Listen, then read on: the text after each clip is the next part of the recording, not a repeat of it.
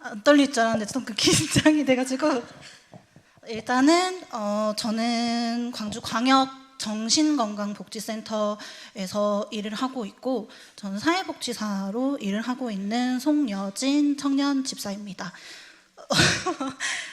다름이 아니라 목사님께서 저한테 직업에 있는 현장에 대해서 조금 설명을 해주셨으면 좋을 것 같다고 말씀을 해주셔서 제가 사실 지금 다니고 있는 직장이 굉장히 위기 상황에 대처를 해야 되는 제가 역할을 하고 있다 보니까는 사실 드릴 말씀이 되게 많았어요.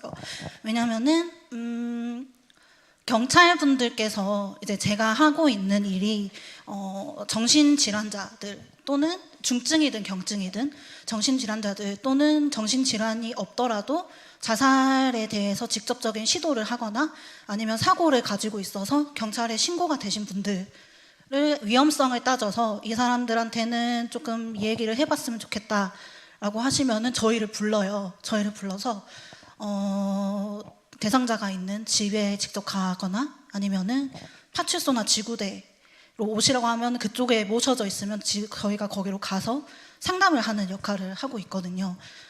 그렇다 보니까는 보통 이제 조금 실제로 뭐 손목을 그으셨거나 아니면은 번개탄을 피우셨거나 그 목을 매셨거나 조금이라도 시도적인 이력이 있으신 분들은 저희가 병원을 먼저 보내요. 왜냐하면은 조금이라도 그런 몸에 이상이 있으면은 특히나 번개탄 같은 경우에는 가스를 흡입하고 몸 안에 들어가서 어떤 작용을 할지 모르는 시간들이 조금 걸리거든요. 저희가 만약에 현장에 가가지고 얘기를 하다가 갑자기 쇼크를 해버리면은 그 책임을 다 저희가 지게 되더라고요. 어쩔 수 없이.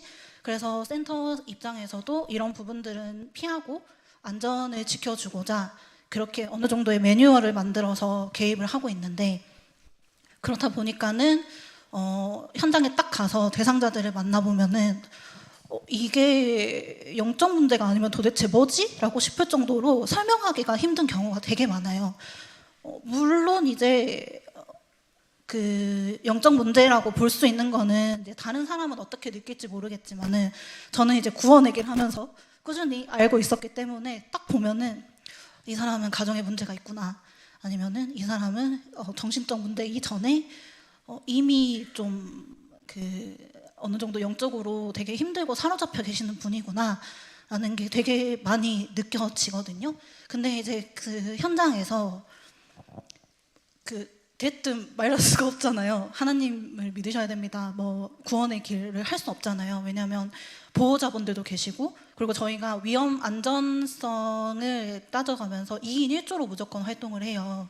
2인 1조로 활동을 하고 제가 대상자를 맡아서 상담을 하거나 아니면은 보호자분들을 맡아서 상담을 하거나 그렇게 진행이 되기 때문에 보다 보면은 정말로 이 사람들이 하나님을 몰라서 이렇게 고통스러워하는구나 라는 사건이 굉장히 많고 제가 직접적으로 그걸 눈에 보다 보니까는 절로 기도가 나오는 현장이 아닐까 싶어요. 그래서 제가 이제 만난 케이스들 중에 조금 이게 모든 케이스를 다 설명을 하기에는 조금 어렵고 요 근래에 되게 두드러지는 특성들에 대해서 조금 설명을 해드리려고 하거든요. 먼저 첫 번째는 그 아동 청소년의 개입이 굉장히 많이 늘었어요. 이게 제가 대학교 다닐 때 전공 시간에 강의를 들은 적이 있었는데 그때 교수님이 딱 그 말씀을 하시더라고요. 한 10년만 지나봐라. 아동 청소년 개입이 엄청 늘어날 거야. 이유가 뭐냐면 물론 이제 그 학술지나 논문상으로는 미디어 노출이 너무 심하고 뭐 노산 문제가 있고 뭐 이런 것들 때문이라고는 했지만은 저는 이미 이제 영적 문제가 있고 가정에 문제가 있는 사람들이 똑같이 결혼을 하고 아이를 낳고 그게 이제 대물림 돼서 아이들이 고통을 받고 있다고 생각을 했거든요. 그렇다 보니까는 정말 많이 증가를 했고 병원에 데리고 가면 엄마들이 이제 진단명을 옛날에는 병원에서 잘 안 내려줬어요. 왜냐면은 뭐 요즘에 하도 문제가 되는 ADHD, 뭐 분노 조절 장애, 뭐 품행 장애 이런 것들 정말 많이 보이고 또 저희가 개입도 하는데 이런 문제들이 청소년기 때 두드러지게 나타나는 특성일 수도 있고, 이러한 특성을 가지고 병원 측에서는 진단을 내려버리면은 낙인 효과가 찍혀서 이 아이는 평생 병원에 다녀야 되고 평생 그렇게 살아야 되니까는 옛날에는 안 내려줬거든요. 근데 입원은 사실은 병원에서는 뚜렷한 진단명이 있어야 받아주세요. 특히 청소년 같은 경우에는 부모님의 동의도 있어야 되고 아이들이 뚜렷한 문제가 보여야지 병원에서는 받아주는데, 최근에는 저희가 이제 주말에도 365, 24시간 돌아가면서 일을 당직을 하거든요. 그때 이제 입원이 된 이틀 동안의 케이스 중에 6건이 입원이 됐는데 그 6건이 전부 청소년들이었어요. 그래서 상임팀장님께서도 저희 이제 팀장님께서도 아이들의 개입을 하는 그 문제가 너무너무 심각해지고 있다.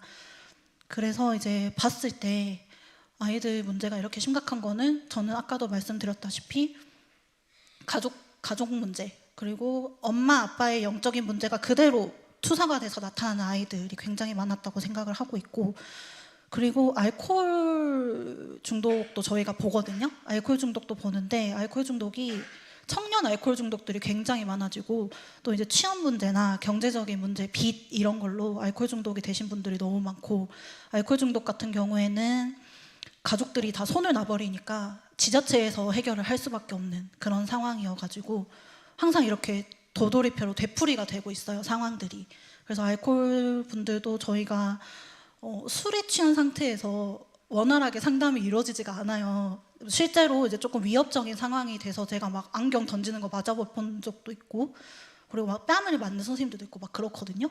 그 정도로 좀 이렇게 말이 안 통하는 분들이 많아서 이 분들을 보면 사실 속으로 기도밖에 할 수가 없더라고요. 제가 막 이렇게 해서 되는 것도 아니고 경찰분들이 이렇게 몸 결박을 하시고 입원을 시키는 데까지 채 1시간이 안 걸리거든요. 현장에 나가보면은. 그 정도로 급박한 상황 속에서 제가 어떻게 하면 이 사람들을 살릴 수 있을까라는 고민이 현장에 나갈 때마다 너무너무 많이 들어요.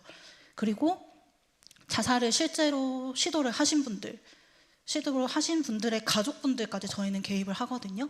저희 센터에서는 가족분들을 남은 자들이라고 얘기를 해요. 살아남은 자들이고, 주변에 이제 가족을 자살로 잃었을 때 잃지 않은 사람들보다 한 30%에서 50% 정도까지 자살률이 더 높아지거든요. 그래서 그분들을 데리고 상담을 하고 꾸준히 사례 관리를 하고 사후 관리를 하고 하는 일도 저희가 하고 있고, 현장에 나가다 보면은 그 영적 문제라는 게 그 신병 걸린 사람들도 저 만나봤고요.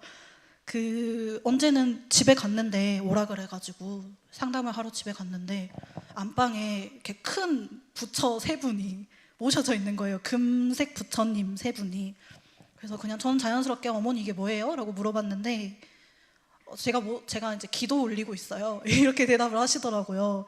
근데 막상 얘기를 해보고 파고 들어가 보면은 너무나 허상인 게 분명해 보일 정도로 그냥 본인이 좀 나아지려고 그렇게 하는 거지 정말 그 진정한 답을 모르시고 그렇게 하는 분들이 정말 많더라고요. 저는 항상 어렸을 때부터 교회에 다니고 그리고 그런 현장에 대해서 많이들 들어왔고 알아와서 제 주변에는 없을 줄 알았는데 정말 제 주변에만 없을 뿐이지 아직도 세상은 너무너무 악하고 아직도 고통받는 사람들이 많고 그렇다 보니까는 기도가 절로 나오는 현장이라고 할 수 있겠고, 어떻게 보면은 그 현장에 바로 개입할 때 어려울 수밖에 없는데, 안 그래도 아까 그 일부 예배 때 목사님께서 악한 영에 사로잡힌 사람들을 살리는 그것이 하나님이 진정으로 원하시는 일이라고 하셨어요.